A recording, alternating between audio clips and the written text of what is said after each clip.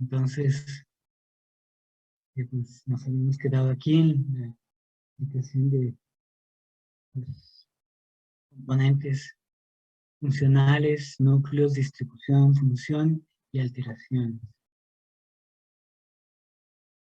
Esta es la representación de la distribución principalmente sensitiva del nervio trigémino. Sí, entonces,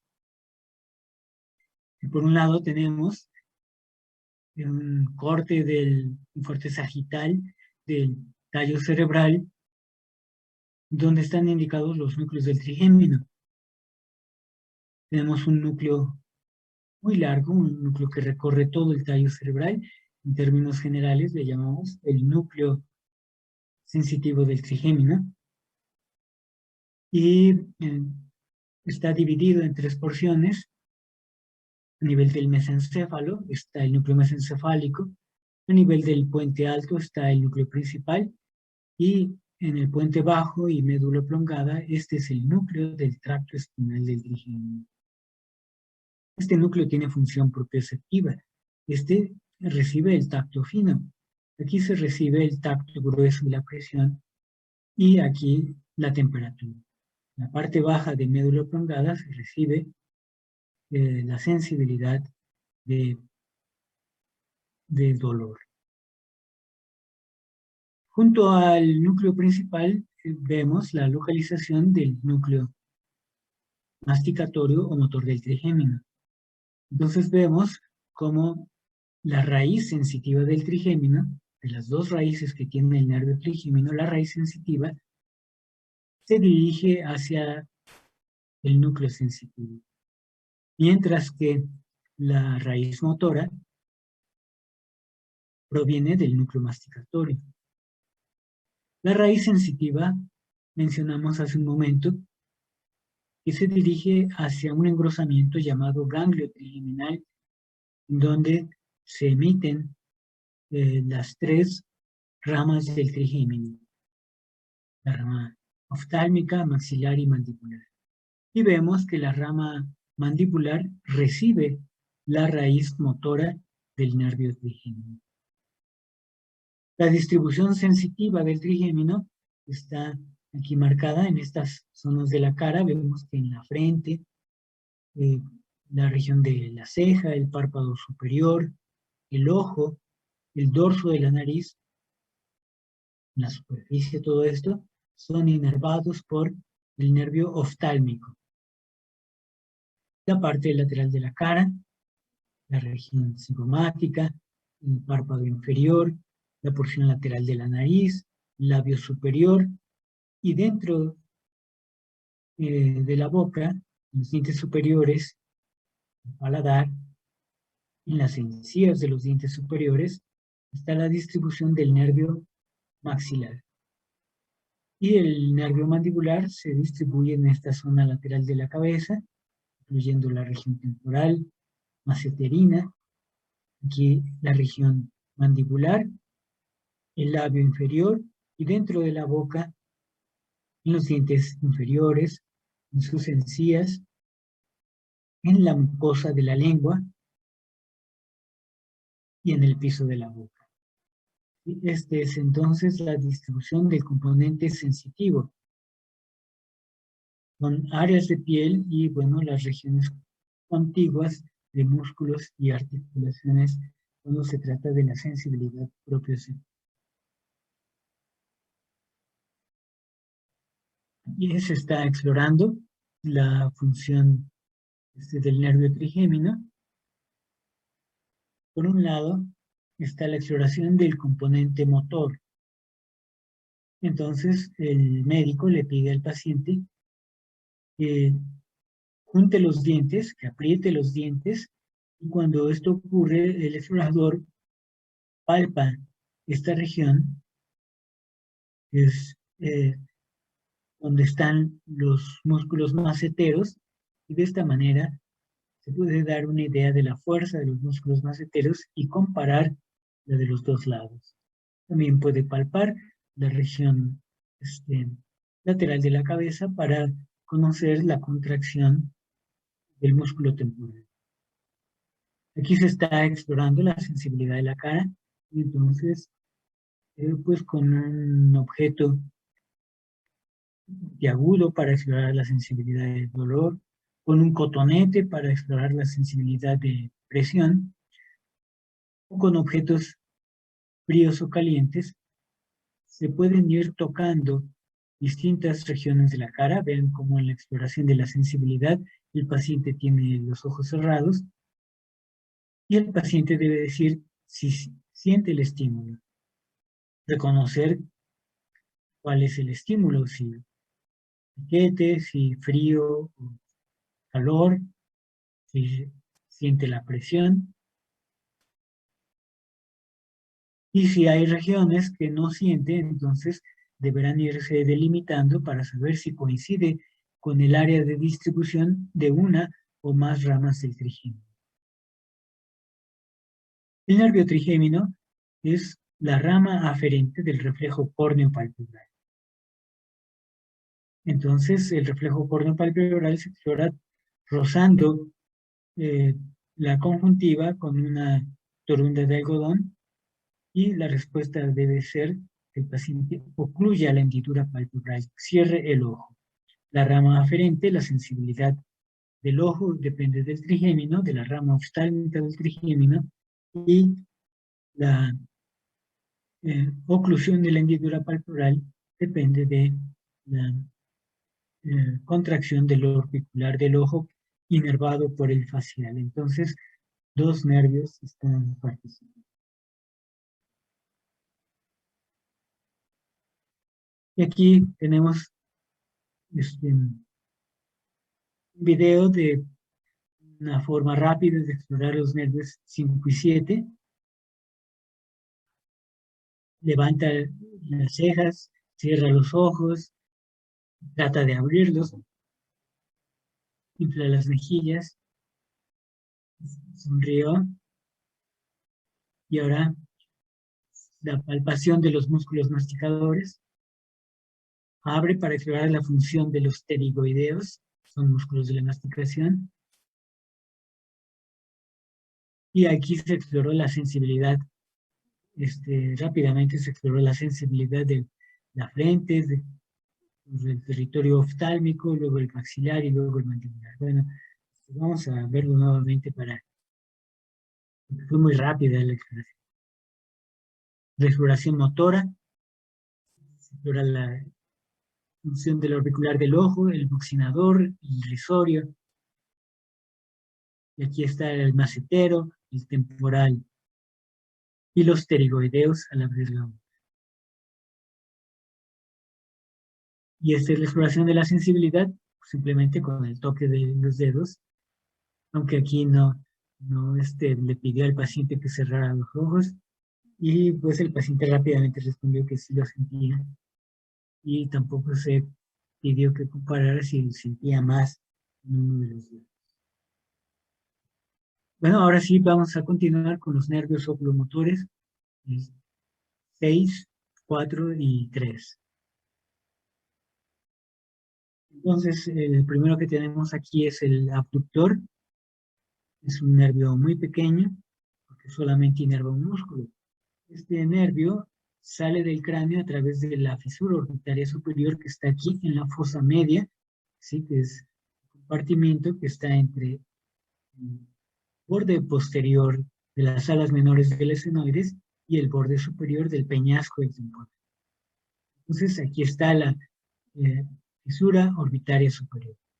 Este nervio se origina del surco médulo-pontino a los lados del agujero ciego de Big Dashir, que es el agujero ciego que aquí está. Tiene un solo componente funcional, que es el eferente somático general, es decir, inerva músculo esquelético derivado de los somitas, y pues su núcleo es el núcleo del sexto par. El núcleo del sexto par, recordamos que está en el colículo facial, ¿sí? Es una prominencia del piso del cuarto ventrículo a nivel del puente bajo. Este es el borde del puente bajo, donde vemos aquí el cuarto ventrículo, este es el cerebelo, aquí vemos el pedúnculo cerebeloso medio, este es el lemnisco medio, aquí están las fibras córtico-espinales y aquí las pontocerebelosas. Este es el negro más que se ve aquí, más superficial es la rodilla del facial, que son un grupo de fibras que provienen del nervio facial y que al rodear al núcleo del sexto par forman el colículo facial. Esa es la razón por la cual se le llama colículo facial. Es una prominencia formada por la rodilla del facial, que son fibras del nervio facial que rodean el núcleo del abductor. Del núcleo del abductor salen las fibras eferentes somáticas generales que se dirigen hacia adelante y salen por la porción más medial del surco medulopontino. Se distribuye únicamente en el músculo recto lateral del ojo. Su función es la abducción del ojo. Cuando se lesiona el sexto par y ocurre la parálisis del recto lateral del ojo, el paciente tiene estrabismo convergente, lo que quiere decir que el ojo se desvía hacia adentro, el ojo del lado afectado se desvía hacia adentro. Y entonces, un ojo ve hacia el frente y el otro está dirigido hacia la línea media, por lo tanto, el paciente ve doble, es decir, el estrabismo convergente se acompaña de diplopía. ¿Sí? Aquí lo tenemos. En la fotografía se le pide al paciente que vea al frente y el ojo del lado sano está bien alineado al frente y el del lado afectado es traccionado por el antagonista del recto lateral, es decir, por el músculo recto medial, lo tracciona hacia adentro, entonces mientras que este ojo ve hacia el frente, este ve hacia la línea media. Entonces el eje visual de los dos ojos converge, y por ello ve doble. O en este dibujo, donde vemos que en el lado sano el ojo está bien alineado al frente, y en el lado afectado el ojo es traccionado hacia la línea media, provocando entonces la visión doble.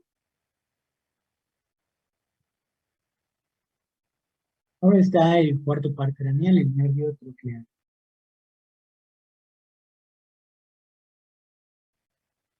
Bueno, este nervio también emerge, sale del cráneo por la fisura orbitaria superior, en la cavidad de la fosa cerebral media. Su origen aparente es en la cara dorsal del mesencéfalo, es el único nervio que sale por la cara dorsal del mesencéfalo. Entonces, vemos aquí en este dibujo de la cara dorsal del tallo cerebral, que por debajo de los colículos inferiores, aquí en el frenillo del velo medular superior, a los lados está apareciendo el nervio troclear. Recordemos que es un nervio que en este momento ya está completamente cruzado. El nervio troclear también solo tiene un componente funcional, el eferente somático general. Su núcleo es el del cuarto par y se distribuye en el músculo oblicuo superior del ojo.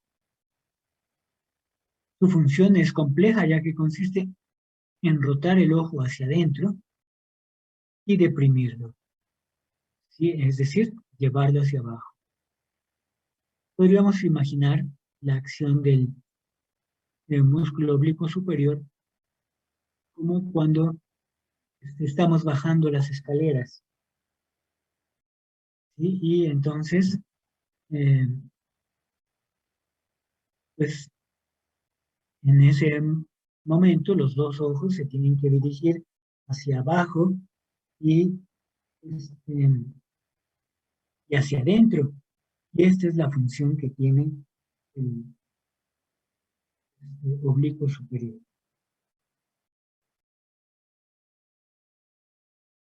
Cuando se presenta la lesión del cuarto par, ocurre la parálisis del troclear con la incapacidad de mover el ojo hacia abajo y hacia adentro.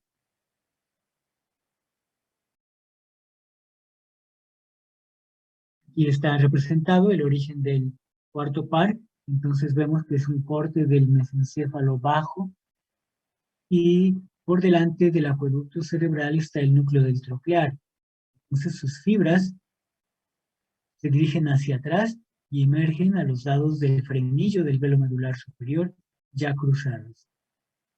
Como su destino está hacia adelante, entonces tienen que rodear todo el tallo cerebral y eh, continúan hacia la fisura orbitaria superior, entran a la cavidad orbitaria, aquí por el lado medial, se dirigen hacia el músculo oblicuo superior, ¿sí? El cual tiene su inserción, aquí vemos, en la cara superior del ojo, y tiene una polea o tróclea. Entonces, este lugar es como un ligamento que permite al músculo dar la vuelta y continuar para insertarse en el extremo posterior de la cavidad orbitaria, en el que se conoce como el anillo tendinoso común, donde varios músculos del ojo están insertados. Y es entonces lo que estamos apreciando en el dibujo.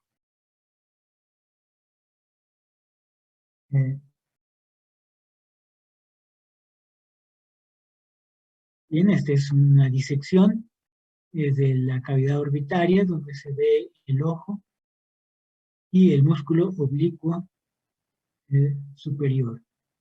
Vemos que el oblicuo superior está colocado por debajo del músculo recto superior.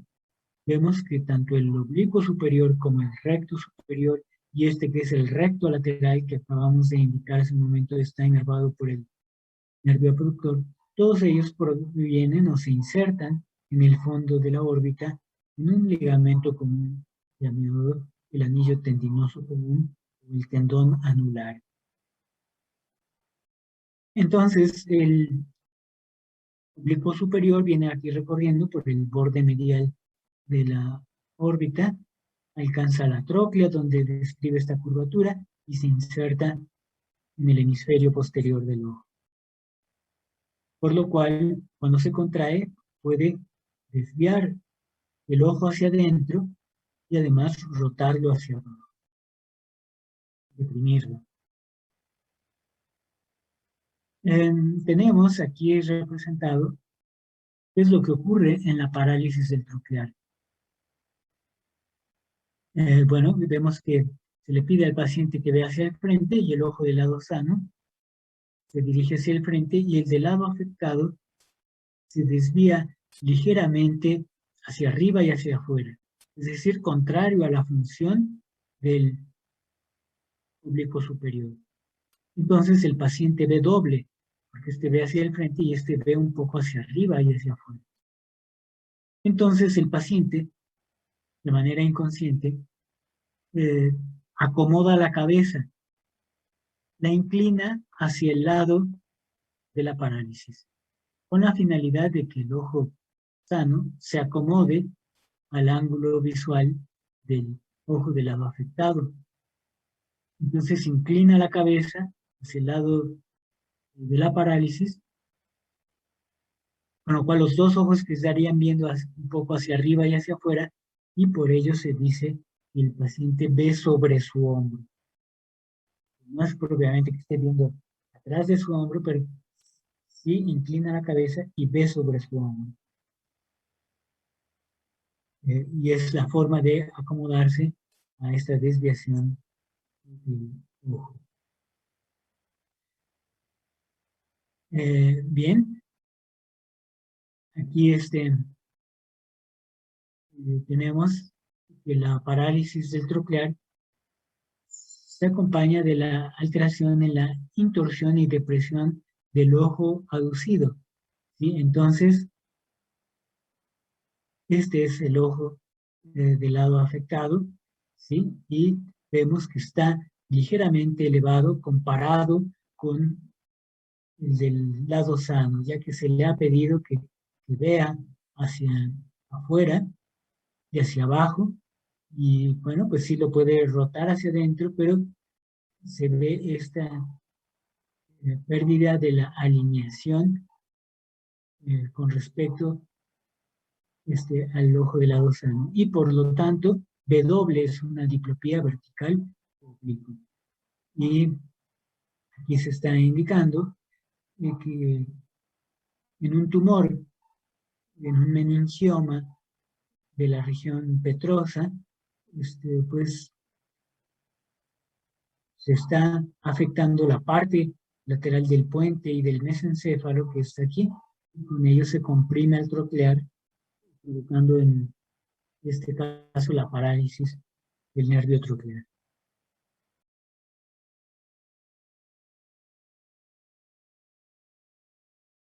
El otro de los nervios oculomotores, bueno, pues es al que se le llama el nervio oculomotor. Y en términos generales, entonces, los nervios oculomotores es un término que se usa para referirse a los que le mueven los ojos, son el 3, el 4 y el 6. Pero cuando usamos el término el nervio oculomotor, nos estamos refiriendo exclusivamente al tercero, que también abandona el cráneo entrando a la cavidad orbitaria a través de la fisura orbitaria superior. Este nervio emerge del tallo cerebral, tiene su origen aparente a los lados de la fosa interpeduncular, o bien podríamos decir en el borde medial del pedúnculo cerebral.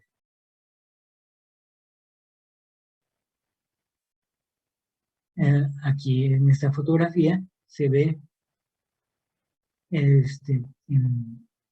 una fotografía de la cara basal de los hemisferios cerebrales. Se ve aquí el puente, vemos el surco basilar y aquí muy escondido está el mesencéfalo.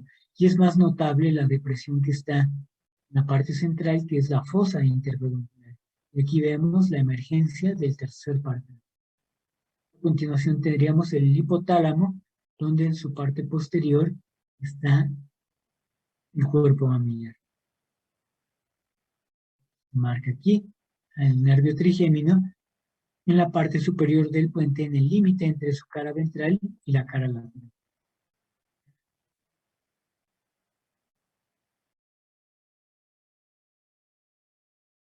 Bueno, el nervio oculomotor tiene dos componentes funcionales, que son el eferente somático general y el eferente visceral especial.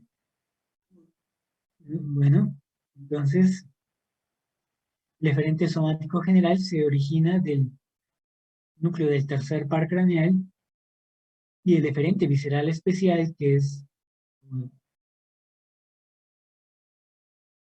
bueno, aquí hay un error, más bien este es eferente visceral general, ¿sí? Ya que estos músculos pues derivan del mesodermo visceral, este, no del mesodermo de los arcos branquiales.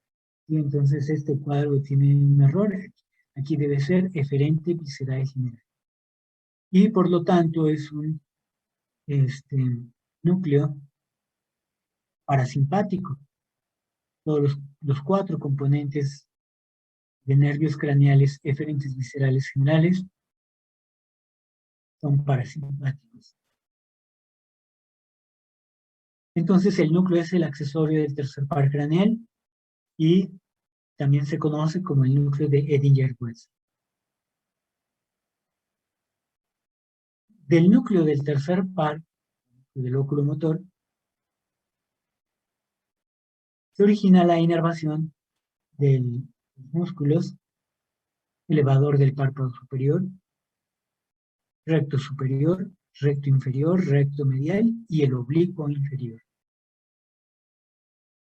Y entonces el elevador del párpado superior eleva el párpado superior, es decir, abre el ojo o abre la hendidura palpebral.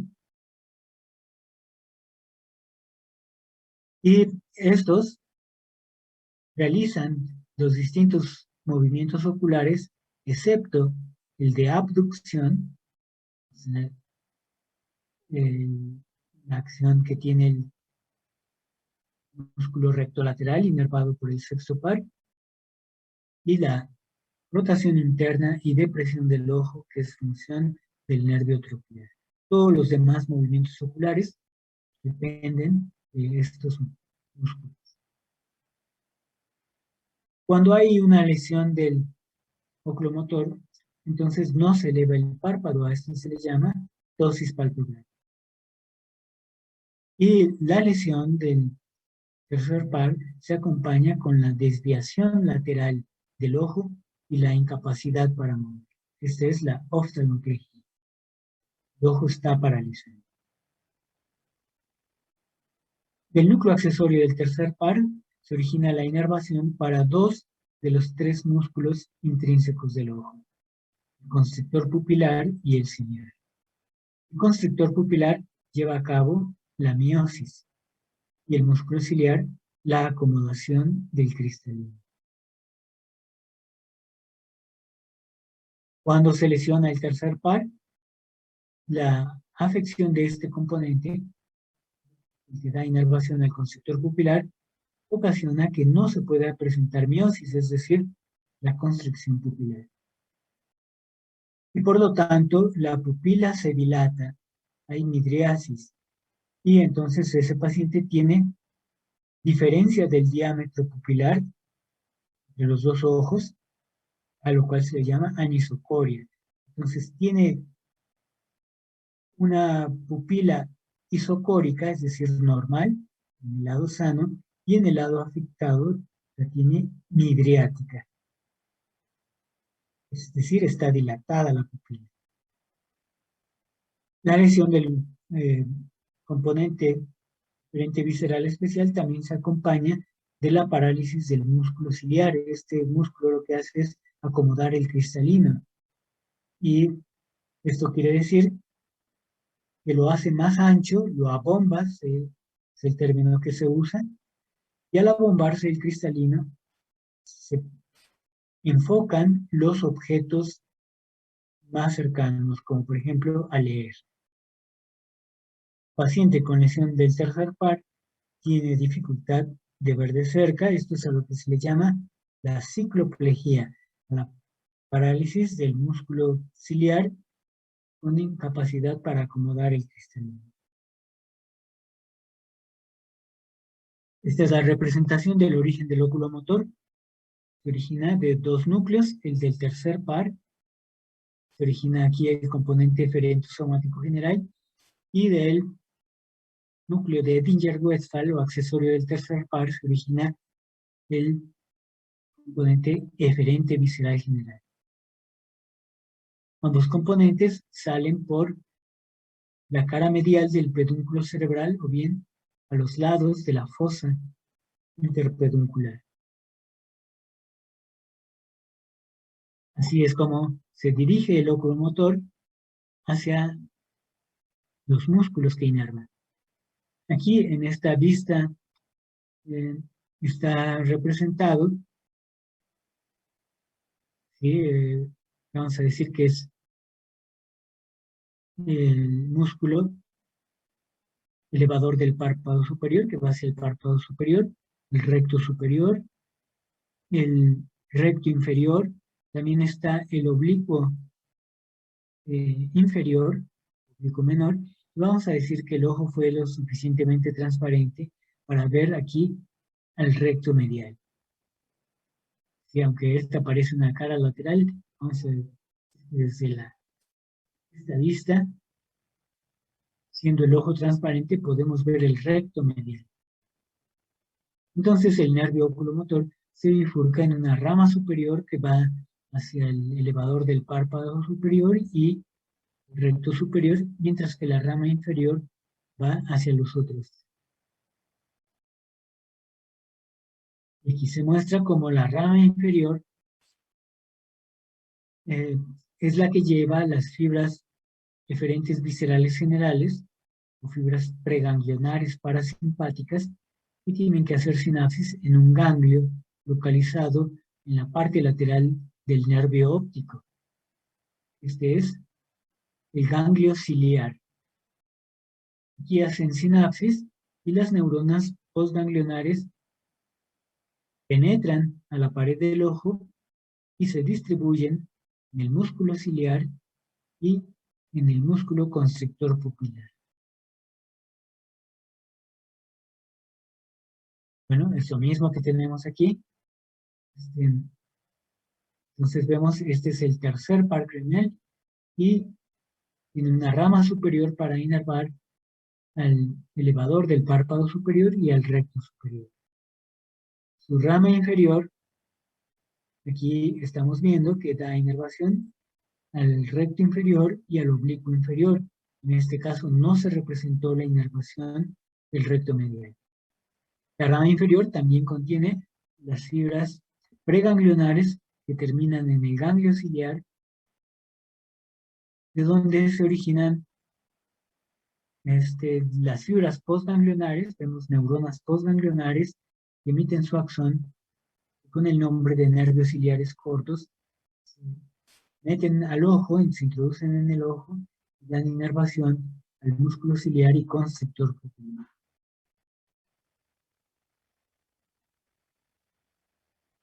Y aquí están resumidas las funciones de los tres nervios oculomotores.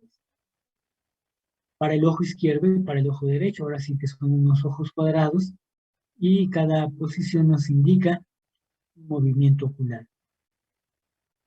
El movimiento hacia adentro depende del recto medial y hacia afuera del recto lateral. Este es inervado por el sexto codo. El movimiento hacia abajo y hacia adentro es por el oblicuo mayor inervado por el cuarto. Y vemos que el recto inferior mueve el ojo hacia abajo y ligeramente hacia afuera, y el movimiento de abajo propiamente depende del recto inferior y del oblicuo. El recto superior lleva el ojo hacia arriba y el oblicuo menor hacia arriba y hacia adentro. Para que el ojo se mueva hacia arriba, alineado en la misma posición, se requiere de la actividad del oblicuo menor y del recto superior.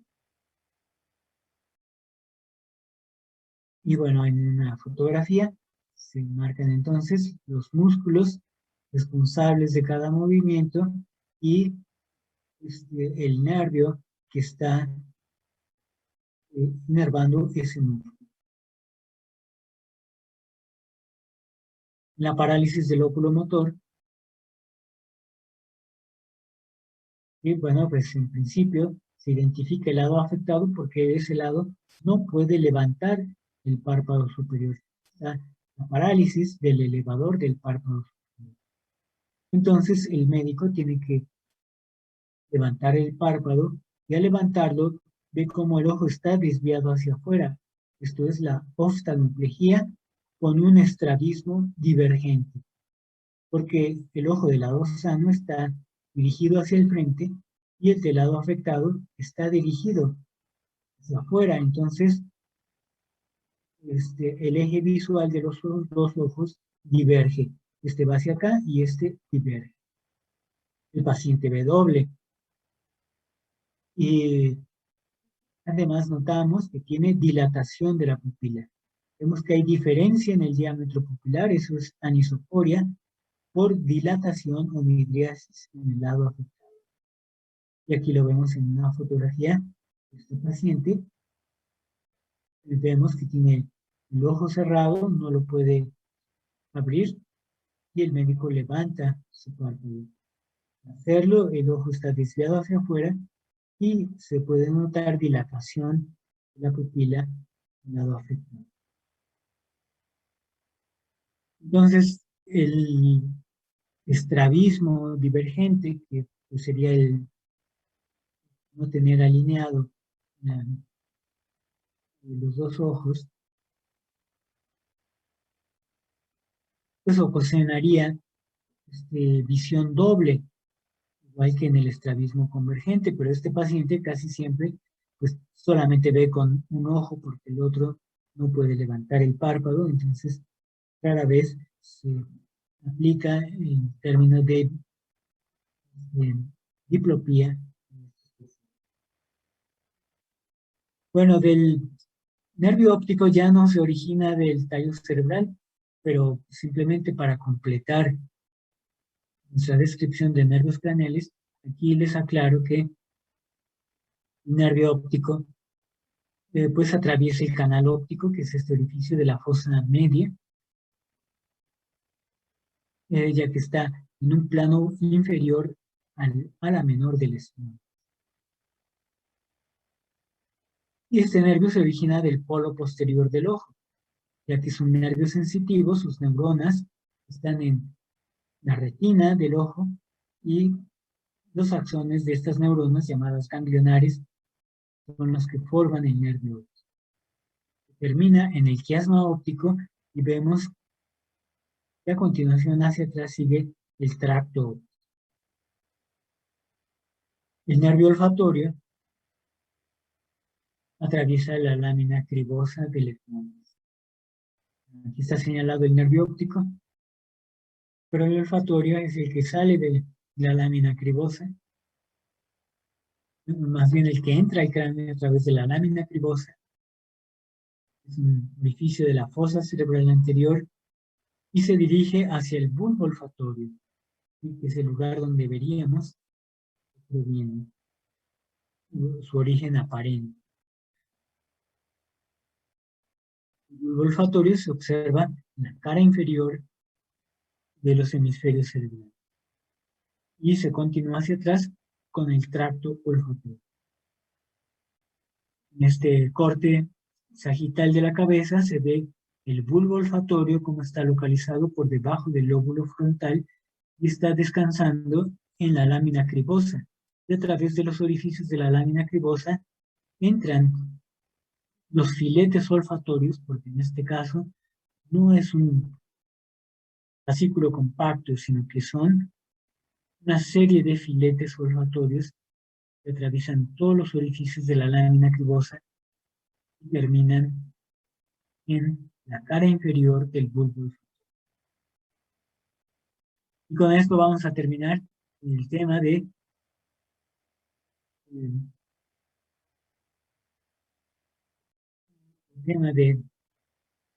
nervios craneales. Y bueno, pues en consecuencia